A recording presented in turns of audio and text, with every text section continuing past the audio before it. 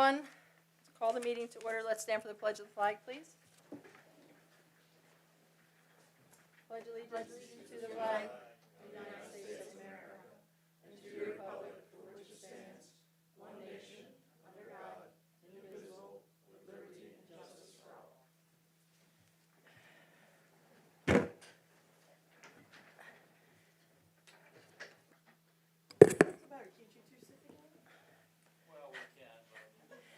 Good evening, everyone. Welcome to the March 12, 2024 Town Council meeting.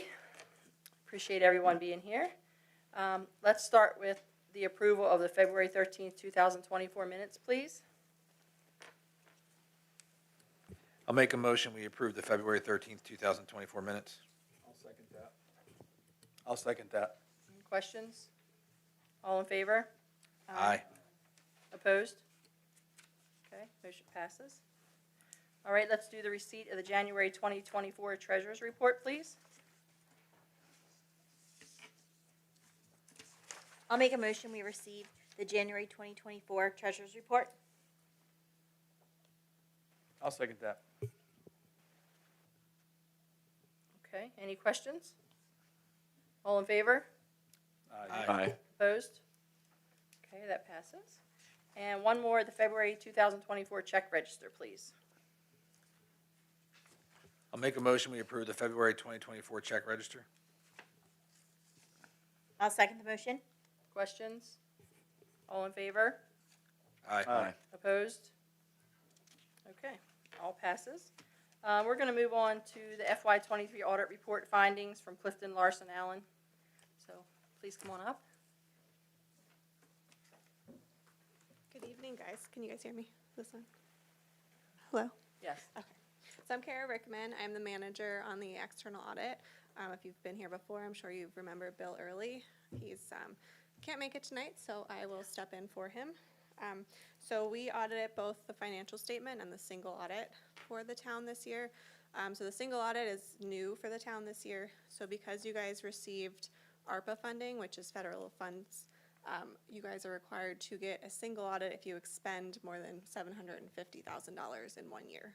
So 2023, you guys expended more than $750,000, so we did a separate audit of just those federal funding. So we issued a report based on both of those, the financial statement and the single audit, and they both received an unmodified opinion, which is the highest level of assurance that we can issue. So just a couple things that I need to mention. So you guys did implement a new standard this year, GASB 96, but it has no effect on you guys, but you guys did implement that. No unusual transactions that we need to bring to your attention. We encountered no difficulties during the audit. We had no disagreements with management. As far as we are aware, you guys did not consult with any other auditors other than ourselves. We did, just like in past years, have two findings. I'm sure if you guys are here, know what they are. We prepare the financial statements, so we just recommend that you guys evaluate your current staffing needs, and if you guys can add additional level of review to that process. And then again, since you guys are a small town, there's segregation of duties issue. So we didn't note any issues, but there could be a potential for issues with one person doing most of the accounting. And then, like I said, we did do a single audit. We did have one finding in the single audit, and I'll say it's not uncommon, especially since you guys don't do single audits. One of the requirements for a single audit is that when you use a vendor, you have to make sure that they're not suspended or debarred with the federal government. So that check wasn't done. You guys did not contract with anyone that was suspended or debarred, but the check wasn't performed. So we worked with Kelly, and there's a process in place now to check that going forward. But that's all that I had, unless there are any questions from you guys. Great, I'm happy to hear it's the same two things we hear pretty much every year. So no bad news at all, so that's wonderful. Thank you, as always. Anybody else? Thank you. All right, thank you guys. Thank you. Thank you. Always good news. So happy when she comes and she has a smile on her face. Okay. We're going to move on to the mayor's report. Lauren? We're going to bring Lauren Bumstead up. We are going to get her sworn in for the Manchester Parks Foundation board member. Sorry if I'm Nope, you're running- fine. I'll come around to you. Hi, how are you? Good. So I'm going to say aye, and then you're going to say your name, and then the rest of them you can write it. Okay, Yep. so put your hand up.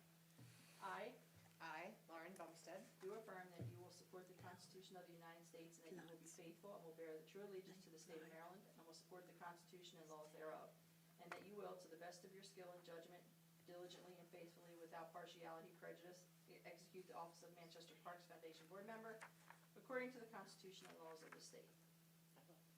Congratulations. Thank you. Will you take this over to Kelly? I will. Sign it. Thank you very much. Thank you.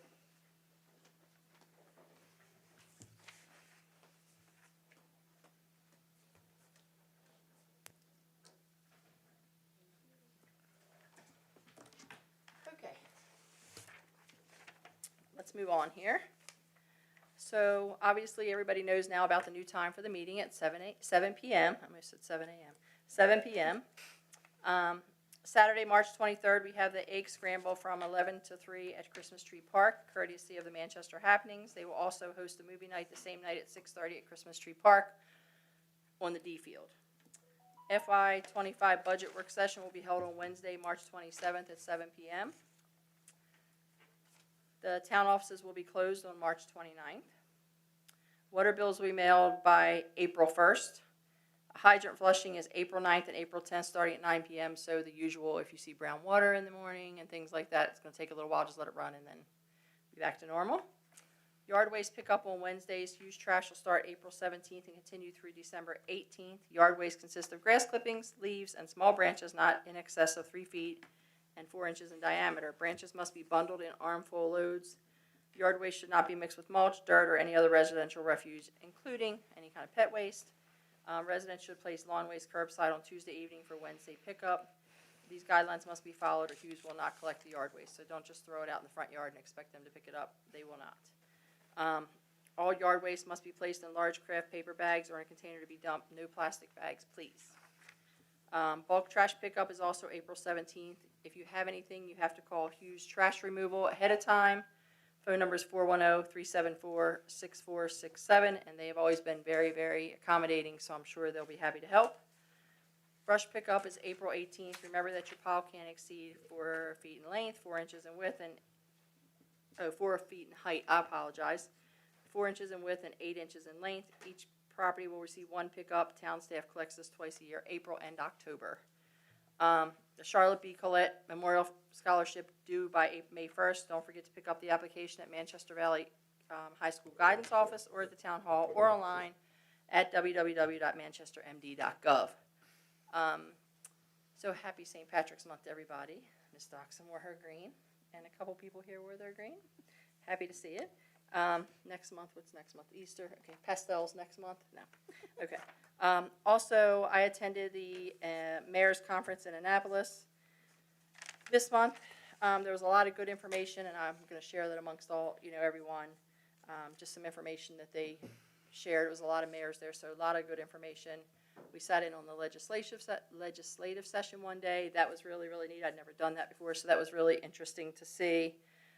Justin Reedy, Chris Tomlinson, a lot of other people down there too, but they're working really hard to try to get some things passed for Carroll County and some other things that we want to get done. So it's long days down there for all of them. It's almost over. I was down there, I will tell you, for the little lockdown, so it's like probably something I'll never live through again, but it was very, very interesting to be locked in the governor's mansion for a couple hours during all that excitement. But lots of good information to bring back, and hopefully, we can use some of what we got, and that was good. So interesting, first time for me to go, and I really enjoyed it. I think that's really about it. We put out some information today that I'm going to let the chief tell you about on Facebook and some things. He's going to talk about that for us to be on the lookout for. I think really that's about all I have right now. If I think of something else, I'll let you know. Thank you very much. And we're going to go to the town administrator report, please. Good evening, Mayor and Council. It's been a busy month here in the town office. In my report package, you'll see you have the Public Works Director's report as included for your review. Per our drought management policy, the Director of Public Works and the Water and Superintendent are requesting that the town go off our current red status for drought management and go back to our yellow status. We're hoping to do that for maybe the next month, maybe a little bit longer, to make sure we don't have a dry spring and we can head into summer with no restrictions. So that's voluntary, passing right? forward. Just so everybody knows, the yellow is voluntary. Correct. Some of the restrictions within that, basically no watering lawns except for sodded grass or newly seeded areas, except you can water vegetables, flowers, or ornamental gardens by means of a hose or a bucket. No filling of pools less than 50 gallons. It really, larger pools aren't affected, and we're going to still ask you not to use sprinklers and just still be a little judicious in your use of water till we are sure the levels of up. Mother Nature has treated us very well between snow and rain, so all the water levels are looking good. So, Madam Mayor, with your approval, we'd like to go into the voluntary or yellow yellow restrictions starting tomorrow morning at 0700. Perfect. Thank you. DPW and maintenance have begun to survey homes in town as required by EPA's lead and copper rule. We believe the town has about 600 residents to inspect by October of this year. Within your packet is an example of a door hanger that we have been putting out. Danielle in the office has been scheduling those appointments, and we've been accomplishing about 5 a day, so we believe that we're going to be in pretty good shape. So far, we've been lucky. Once we get all of that information, we will send it to MDE.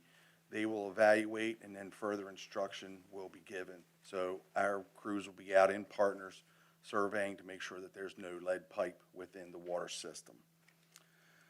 After that, let's see. Town staff have begun the process to do the town's continuity of operations plan. Last year, we budgeted $7,500 for that. Persis Consulting is working with us. They meet with the police department, I believe, tomorrow, right, John? Yeah. So the function of the COOP plan, as it's known, is in case the town of Manchester loses major governmental functions, how we can pick those back up. Everybody knows what to do, and we can get those services back online. Yes, we all probably think of things like that happening countywide, but honestly, the county's made up of the municipalities, so it wouldn't be uncommon, in my opinion, for a single municipality to have a single incident that would cause a function, water, sewer, something along that line, loss of a governmental building, that we would have to pick back up so we can continue to provide for the citizens of the town. So that's ongoing. Question real quick, Sure. in budget? Yes, 7,500 was budgeted. We are right there. Thank Yep. you. On Friday, March 8th, the town county managers picked up their meetings after a 4-year hiatus. They are quarterly. We hosted the first one. It went very well. A lot of information was disseminated, and we will meet again on June 14th in the New Windsor area, as New Windsor will be the host. Let's see. E&R is going very well. Let me go up to my computer.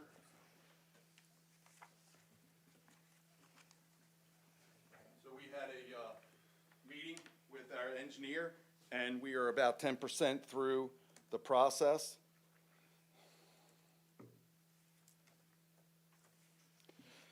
So what you have here, and you have a copy of these pictures in your packet as well. This is the original thought process for E&R design when the preliminary engineering report was given and the town approved that approximately 2 years ago.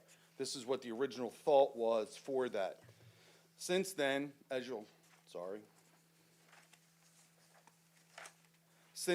we've gotten through the flow process, so one of the first things that's been taking part of their time is how do we get wastewater to flow through the plant for it to be filtered?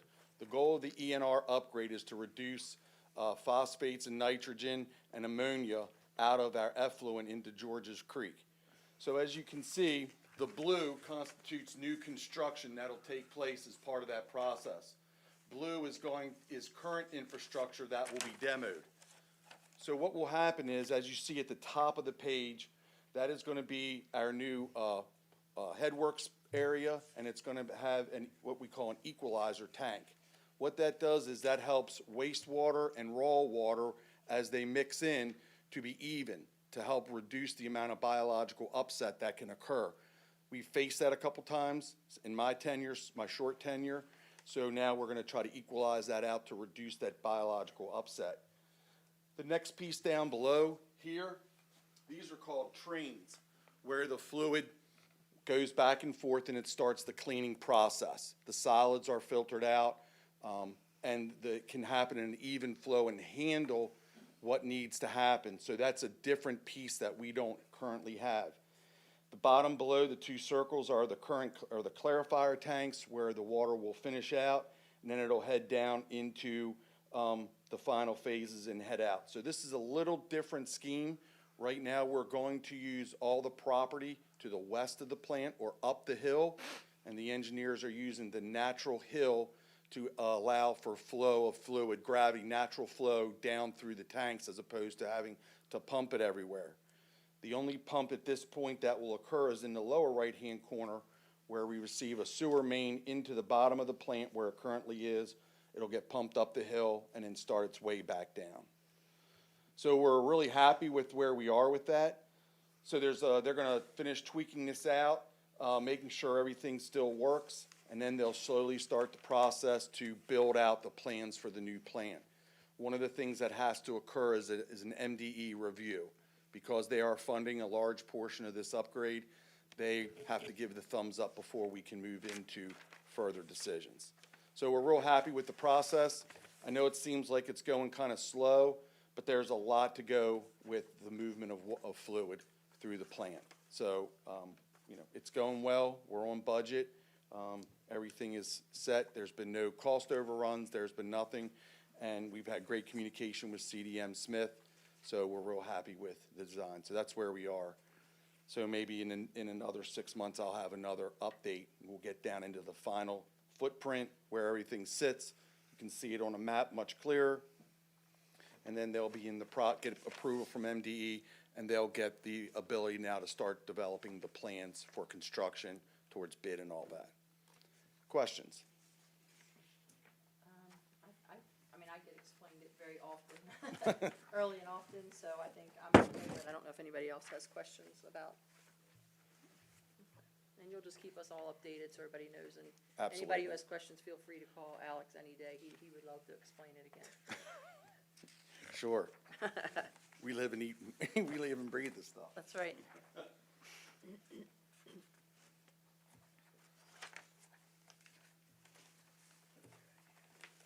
see what's next.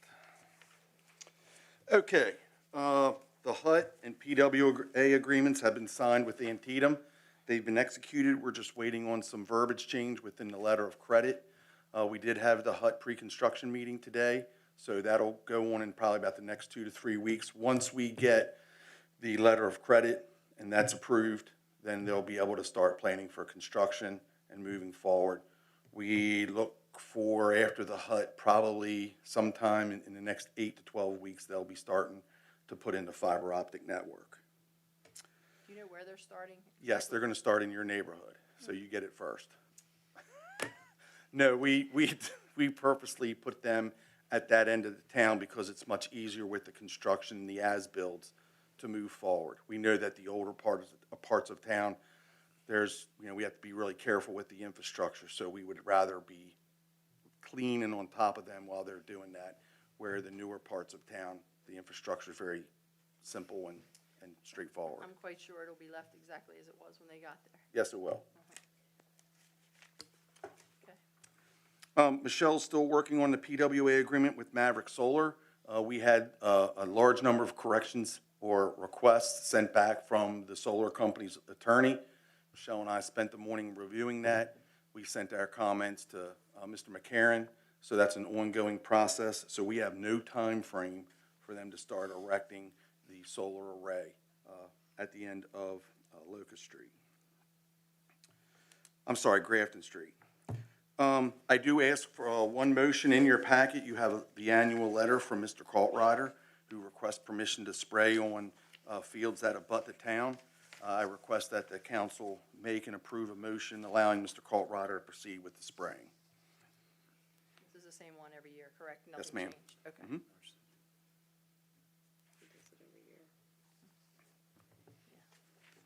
You have a motion or questions? We have a motion. I'll make a motion, we approve Mr. Coltrider's request to spray on the property with which he rents. I'll second the motion. Questions? All in favor? Aye. Aye. Opposed? Okay, great.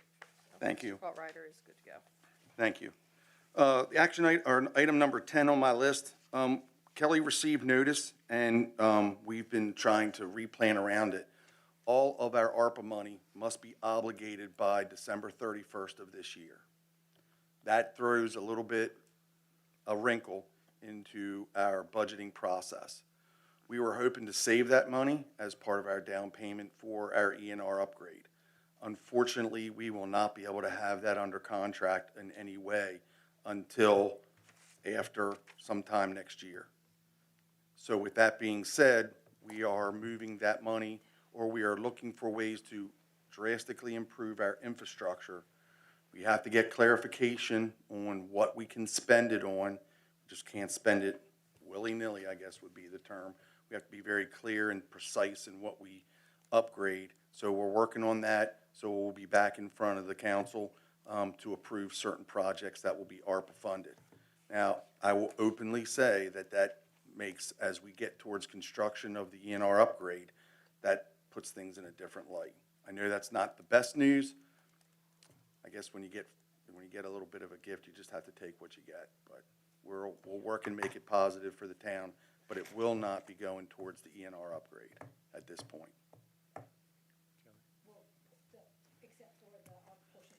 Oh, yes, I'm sorry. I did leave that out, yeah. They didn't hear her. We couldn't hear Kelly. Oh, so we did use part of that ARPA money under sewer to pay for our portion of the design that's going on right now. The state paid $1.2 million. We're paying the remaining part of that contract out of ARPA money. But there's still other money that we hope to use for the construction of it, but we won't be at that point yet when this money has to be, it's obligated is the correct term. Well, I guess the positive way to look at it is, number one, it's money that, I don't want to say we were given, that we were allotted, that we don't have to pay back. And at the conference, I found that some people, unfortunately, used it for things they shouldn't have, and now they're having a problem. So I'd rather have a problem with trying to figure out where to put it than how to pay it back. So Sure. We'll figure it out. Yep. Okay, and item number 11, I have two action items that are in your packet. The first one is for stormwater inlet refurbishment. The Department of Public Works is requesting the mayor and council approve to award the stormwater inlet refurbishment project to White Pine Construction Incorporated in the amount of $51,593. This was funded within the budget at an amount of $51,093 was available, so we will have to find an extra $500 to make that work. As you see in your bid tab, White Pine, Stanballs both bid. HTI Construction opted not to bid for these projects.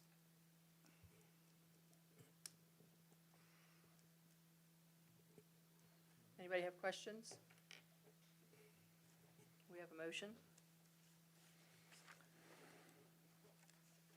I'll make a motion with regard to stormwater inlet refurbishing that we award the contract to White Pine Construction in the amount of $51,593. And the $500 that's not in the budget will be found someplace. We'll leave that to Kelly to figure out. That's her job. I'll second the motion. All in favor? Aye.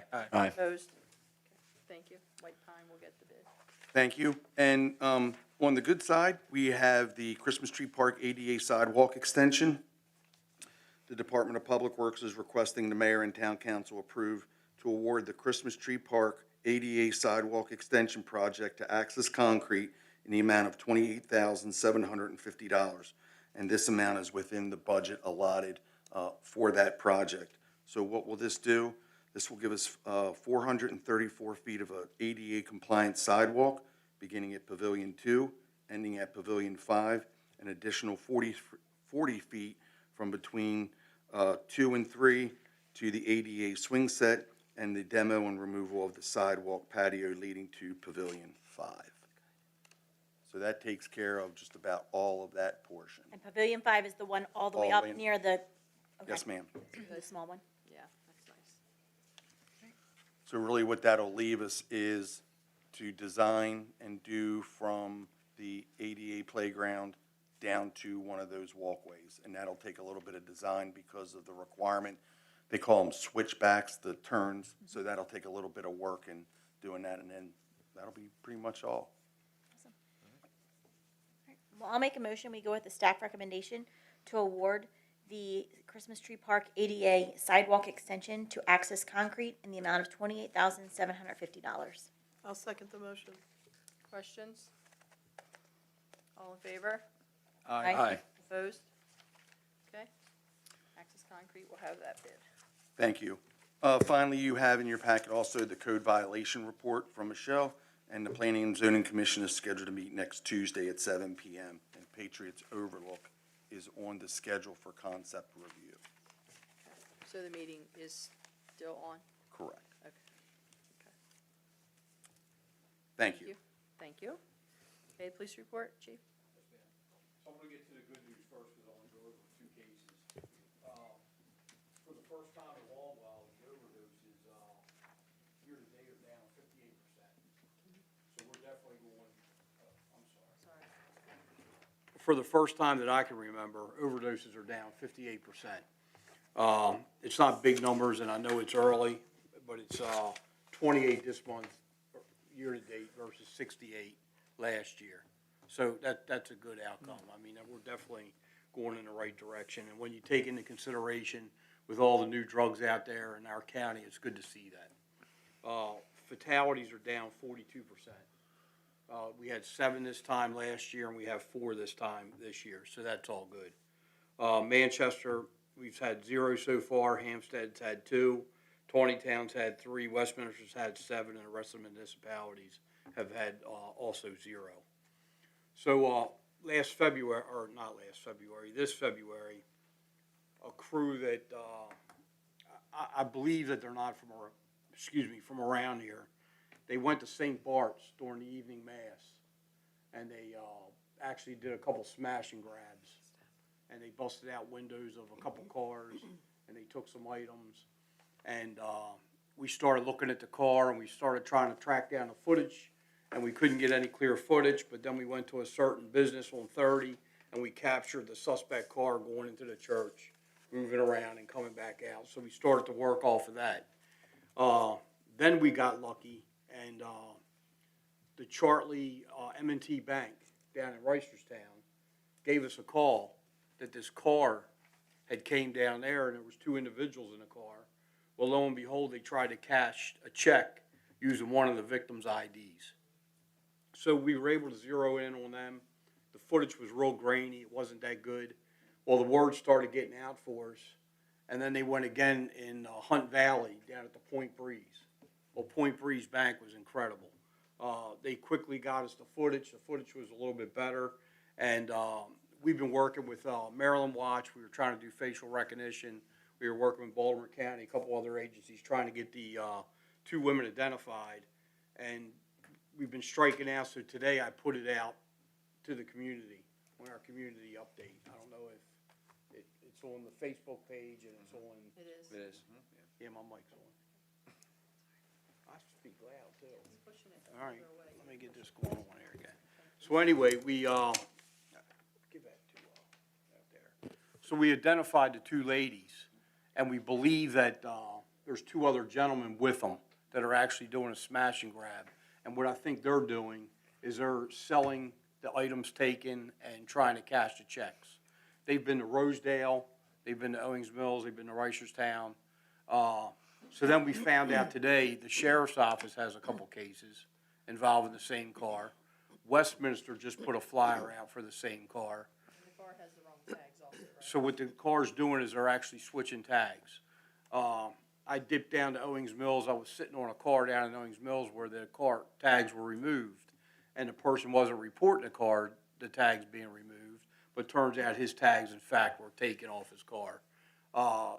When the car got caught down at the mall right around Dick's Sporting Goods, it had Toyota car tags on it from Pools Road out in Westminster.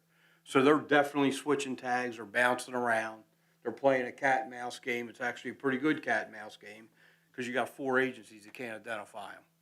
So hopefully we're going to get a positive ID on them soon because we got 2 great pictures of them. Somebody out there knows them, so I'm hoping somebody comes forward. We did get a lead today. I'm not totally comfortable with the lead. I'm looking at a couple different angles on it. But we did get a lead today, like 10 minutes after we put the pictures out. So I'm waiting to see where that goes. So that's where we are with that case. We haven't forgotten it. I'm determined to clear it. So hopefully we get to the bottom of it. So on Facebook, probably for the last week or so, I don't know if anybody saw it, everybody's reporting this man driving a Ford Focus, gray in color. It's got a roof travel bag on its roof. We've heard stories where it's been following school buses, taking pictures of ladies, going to the schools, all kinds of stuff. It's been all over Facebook. So Sheriff DeWeese and I got involved in it yesterday, and we tracked the car. The car's been stopped a couple times. Our guys, Hampstead, the Sheriff's Office, Manchester, we've positively identified the person. He's out of Portland, Maine.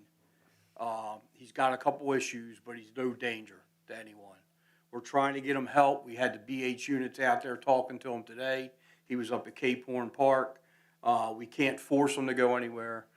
We did track his family down. Actually, a Hampstead officer tracked the family down up in New York, and they're coming down here to Maryland to help work with us and maybe get him back to where he needs to go. But there's no indication that he's a danger to any kids, any ladies, anybody in the public right now. I just want to make that clear. And he knows that we've been watching him. He's been stopped numerous times. He's been to Virginia. He's been to Hagerstown, Frederick, here, and somewhere else. So he's been all over since he left Portland, Maine. And he left Portland, Maine, I believe, in July. He just, there was a facility up there. He had enough and decided to go on the road. So now we're dealing with him here in Carroll County. But there's no indication he's a danger right now. So we are staying on top of that. Traffic. So we did another study, and we got our 2 signs on Main Street. We're averaging 351,000 vehicles a month going up and down Main Street. Right around 175 to 176 one way. We just tracked the sign to Beaver Street going northbound, and as of today, since February 1st, 175,360 vehicles have gone north. So traffic is definitely on the rise. We're starting to have the complaints come out of Whispering Valley, and I've seen it. I know the 2 council people have seen it. It's an unofficial bypass, and it's getting difficult to keep up with. So I'm trying to explore different calming solutions to help us out there. Just so you know, I was going to bring this up tonight, but they're also starting to use Charmill to cut through Washington Way. It's starting to get like Whispering Valley. It's the same thing. They just don't feel like dealing with the traffic. They break away. They go down Freidinger. They come up. They hit Westminster Street. They come up Michelle. They come out. They're just, it's a complete bypass. They could at least stop at the stop signs. Yes. Yeah, yeah. I mean, I live 2 doors up from Millie Way. Many times you're backing out. There's nobody there. And suddenly somebody's there because they just do worse than a Hollywood stop around the turn. Hollywood stop. Right. Right. He's right. That goes back. Councilman's right now. So, and you know, it's not like the police aren't trying. We actually got compliments from the one lady that was complaining. She's looking for speed bumps. We know what those issues are. So I'm looking at different calming solutions to help us out there. The citations are being issued. We have 354 citations this month, and 15 people have been criminally charged with traffic-related incidents. So Good. I That's mean, where all we we can are. do is, keep at it. That's really all we can do. Yep. I mean, you can't be everywhere all the time, unfortunately. Yep. And then I want to steal one thing from Megan before she talks. The Manchester Valley Girl Lacrosse team, they won their scrimmage tonight against Hereford. So far, they've been nonstop again, so let's see how the season goes. I'm a little partial to that. FYI, we're not giving him credit. He had nothing to do with her athletic ability, but we'll let him think he does. That's all my wife, my daughter. Thank you. All right. Anything from the community? Anybody have anything? Anybody sign up? Okay. All right, so we will start with Councilman Azarod. I'm just going to go intergovernmental relations. The primary for county, everything is for Maryland, May 14th. Things might be decided on a national level, but it's important you show up and vote because there's a lot of things that might be decided, and that's it on May 14th. So make sure you're registered and show up. And one thing I just want to say, I feel like, you have your municipal government and everybody knows each other, but there's things within the state and even the national environment that influence what goes on here and how we react to it. So I think everybody kind of knows that, and just make sure you sign up, but also review your candidates and look at, the best policies that fit the community and yourself. So Thank you. that's it, yeah. All right, Councilwoman Howe? We have an Easter egg hunt going on at the Nature Center. It's for members only, and ages 0 to 12 on Saturday, March 23rd, from 11 to 1. And registration closes Friday, March 15th at 12 noon.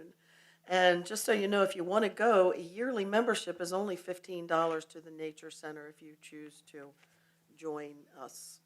That's it. Thank you. All right, Councilwoman Miller? Nothing to report at this time. Okay. Councilman Pacelli? The North Carroll Business Alliance had a happy hour at Greenmount on February 28th. It was very well attended to include some countywide elected officials. It was fascinating. Their next meeting is March 21st from 12 to 1:30. Thank you. Councilman Cuneo? The Planning and Zoning Committee did not meet in February, so nothing to report for February. Okay. I think you'll have plenty next month. All right, Megan, your turn. The Honors Orchestra just received superior ratings at the County Festival Assessment, and that moves them to the State Festival. I don't know when that date is, though. NHS is holding Minithon on Friday, and this is a fundraiser that's been going on to raise money for beating childhood cancer. And the students are trying to reach a goal of, I believe, $20,000. They had a pretty good amount last year, so they're just trying to get above that this year. Spring sports have started up, so I believe it's tomorrow, there's going to be a tennis varsity scrimmage against C. Milton Wright. And then this weekend, there's play days for girls and boys lacrosse, as well as the play day for the tennis varsity. And that's all that's going on right now. Perfect, thank you. Anybody have anything else? Okay. Well, make a motion to adjourn. I'll make the motion to adjourn. I'll second the motion. All right, I don't think I need to say all in favor, but Aye. thank you very much.